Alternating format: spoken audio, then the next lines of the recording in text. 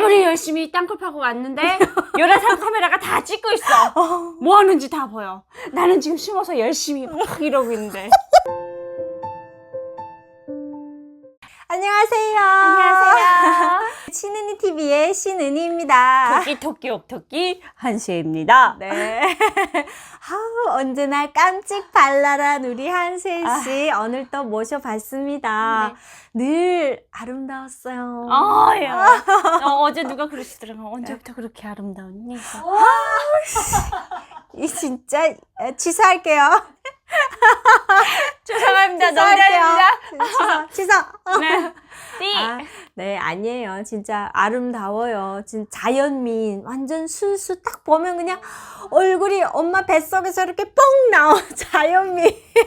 그대로의 우리 수혜 씨 실물로 보면 더 예뻐요. 감사합니다. 이런 수혜 씨랑 또 이 아줌마가 오늘 또 수다 한번 떨어봐야겠어. 언니 소고기 좋아해요? 좋아해. 알겠습니다. 오늘 점심을. 쏘겠습니다. 네. 네. 오늘은 대한민국 민방위. 이거 꼭 한번 언젠가는 내가 꼭 말한다고 했는데. 진짜? 할 말 많습니다. 저는 지금 대한민국- 민방이랑 살고 있거든요. 그렇지. 네. 저도 민방위. 우리 집 사람은 민방위인가? 민방이. 우리 예비군. 예비군? 우리도 예비군이야. 민방이. 자기 전쟁 나면 나가야 된다 하더라고. 그럼 예비군이지? 예비군. 예비군. 예비군이랑 민방위랑 다르더라고. 민방이는 이제 마을 지키러 다녀. 그러니까. 마을 지키러 이제.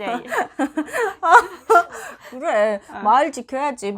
마을에 지금 기본 사람들이 다 있는데 민방위가 엄청 중요한 거야. 그런 의미에서. 아녀자들 지켜라 다녀. 그치? 응. 아녀자만? 그 마을에 이제 그 사람들밖에 없잖아요. 이제. 재산도 있어. 얼마나 그러네. 중요한데. 우리의 땅을 한 채의 땅을 저기 못 들어오게 하는 거야 그냥. 저기에게 절대 내줄 수 없어. 이러면서 딱 지키고 있는 우리 민방위에 대해서 한번 해보려고 합니다. 야, 그 민방위 또. 이 민방위 무서워서 못 들어오는 거 알아요? 북한군이? 그래. 그런다며 민방위요. 이거 아세요? 민방위 언제 생겨났는지? 민방위가 김신조 맞아요. 사건 네, 때 그때 생겨났다. 김신조가 이 청와대까지 오는데 300m 하면 누구? 그래 300m 앞까지 왔어요. 그 경찰 그 청장님이 아마 나서지 않았더라면 큰일 그때 났어. 큰일 났어. 경찰 청장님이 희생함으로 인해서 거기서 멈추긴 했는데 그 사람들이 아니 국경을 넘어가지고 서울의 중심에 있는 청와대까지 오는 동안 누구도 못 먹었어. 그지. 한 치의 꺼리낌도 없이 왔다는 거예요. 근데 거기서 누가 신고를 했냐? 삼형제. 맞아. 나무꾼 삼형제가 삼형제. 신고를 했어요. 그 나무꾼이 뭐였냐? 아무것도 아니었어요. 그냥 일반인이었어. 산에서 나무했던 청각들이었거든요.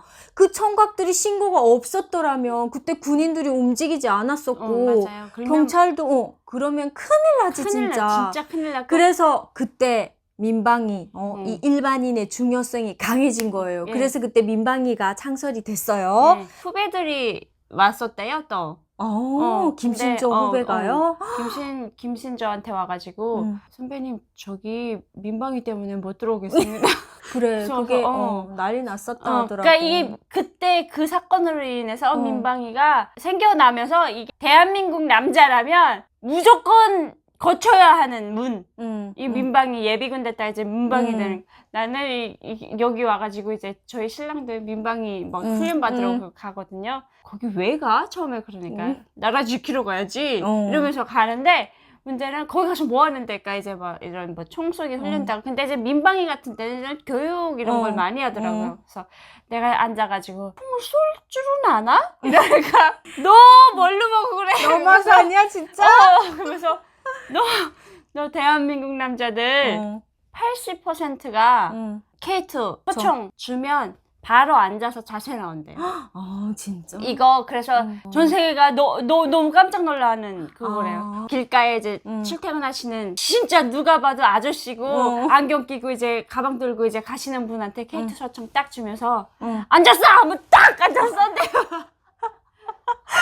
서서 싸움, 엎드려 싸움, 이런 엎드려. 그 자세가 바로 나온대요. 아, 그러니까 이게 진짜? 한반도가 갈라져 있다 보니까 이제 아직도 이제 전쟁 중이잖아요. 그치. 그러다 보니까 한반도에서 태어난 남자들의 DNA는 이 총 쏘려고 태어난 DNA인 거지. 아, 그지. 안보 의식이 투철한 거지. 투철한 거예요, 맞아. 진짜. 근데 나는 민방위 하면 항상 이게 떠오르는 게 이게 총을 한 시사에 지금 공격받구나. 질질 끌고 다니잖아. 언니 시사에 모자 이렇게 삐뚤삐뚤 삐뚤삐뚤 쓰고 선배님들 그러시면 안 됩니다 이러는데도 질질 적당히 해. 그래, 적당히 그러잖아.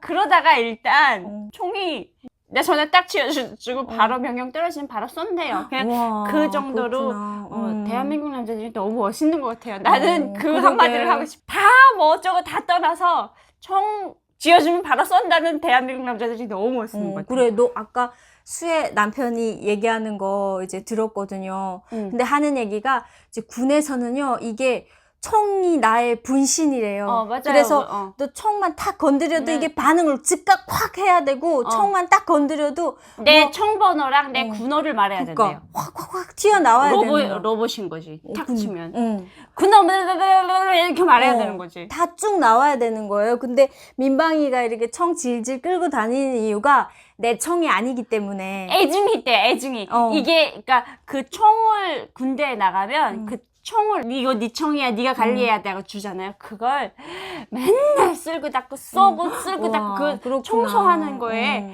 여기에 사랑도 있고, 증오도 있고, 그게 쓱 섞이는 거예요. 너무 밉다가도 너무 예쁘고 막 이런 거예요. 그래서 그 총에 정이 든대요. 근데 민방위는 내 총이 총이 아니야. 아니니까 질질 끌고 다니지만 그래도 자세가 나와. 팍팍팍 이게 나오는 거야. 그 자기 총에 이제 적응이 되면 명중률이 더 높아진대요. 나 옛날에 민방위 안보 강연하는데 한번 갔었거든요.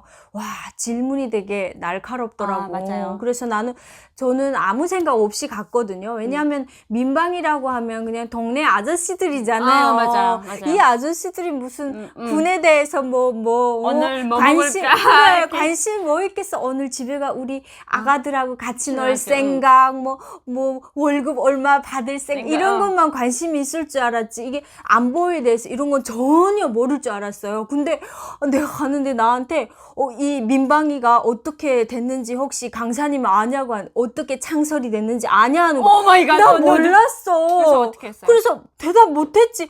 강사는 모르고 안 됩니다. 그게 어떻게 우려지? 막 웃음밖에 안 나오는 거야. 근데 말하는 거야. 막 간첩이 아냐고 박정희 모가지 따러 왔다고. 그때 대한민국 얼마나 충격에 빠졌었니 아냐. 그치. 그러니까 한마디로 말하면 우리 집 아버지 그래. 목당했다고 온 거잖아요. 그치. 사실 우리나라 대통령은 우리 국민들이 뭘 잘못하면 뭐라고 막 욕하고 못해 막 이렇게 말을 할 수는 있지만 남의 나라 그러면 사람들이 그러면 진짜 분노하잖아. 어디지? 남의 나라 아버지를 감히 니네가 뭔데? 이러는데 어디 감히 뭐가지 이런 말을 쓰니까 엄청 분노했던 거야. 근데 그때 민방위가 창설된데 내가 그거를 모르고 이 기본 상식이 없었던 거야. 그러고 민방위 강의를 갔던 거야. 근데 그 사람 그걸 완전 날카롭게 나한테 질문을 하는 거야. 너 이거 알고 강의하냐 이거인 거야. 근데 내가 말 못했지. 완전 얼굴이 그냥 지지부하게져서 그 강당에 서 있던 기억이 아직도 나서 그때부터 민방위는 어떻게 다 막 공부를 했지. 근데 이 민방위의 안보 의식이 이 대박이죠. 자부심 이런 게 대박이고 그리고 나서요 북한에서 아까도 말했지만 북한에서 간첩을 이렇게 보낼 때요 무장공비 이런 거 파견할 때 그렇게 겁을 먹었대요. 민방위 때문에. 무서워서. 군대가 무서워서 아니 민방위가 무서워서. 민방위 무서워서. 그래서 거의 못 내보냈다고.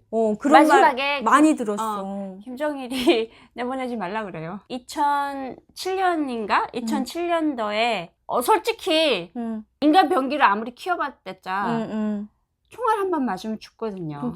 그러니까 마지막에는 이제 여기 이제 대한민국은 아예 최첨단이잖아요, 언니.